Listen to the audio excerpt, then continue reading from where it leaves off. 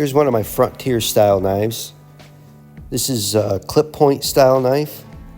It's made a while back. It's from my vault of past custom work. If you stick around to the end of the video, I'll tell you when this knife was made.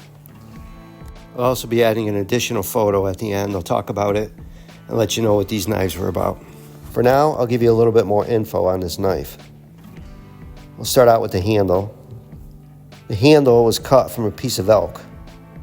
This is elk crown, and it was antiqued. And you can see in the photo there's two pins. Both of these pins were hand peened.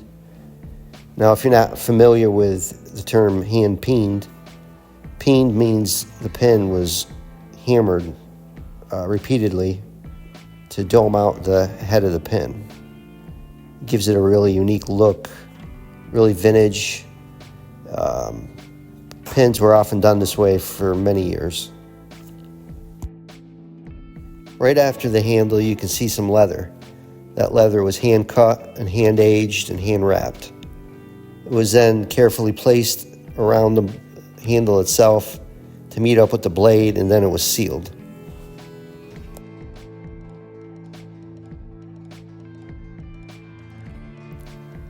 The blade itself was about 6 inches long. The black part on top of the blade is what I call the forge pattern, and the lower end is cleaner on this one to patina naturally with time and use. The spine on this knife was about 3/16 thick. The sheath for this knife was made from veg tan leather that was hand antiqued with a good solid welt and a belt loop on the back. If I remember right, it was made to wear high in the belt and cross draw. That means on the left hand side and cross draw with your right. So when was this knife made? 2018. If you like this style of video, let me know down in the comments. I'll also put a link to the website where you can see all the available knives, custom order options, and get any more info you'd like. Okay, here's those extra knives I was talking about. The knife on the top, that's my Kephart. You might recognize that knife, as well as the one on the bottom. That's my horizontal drop point design.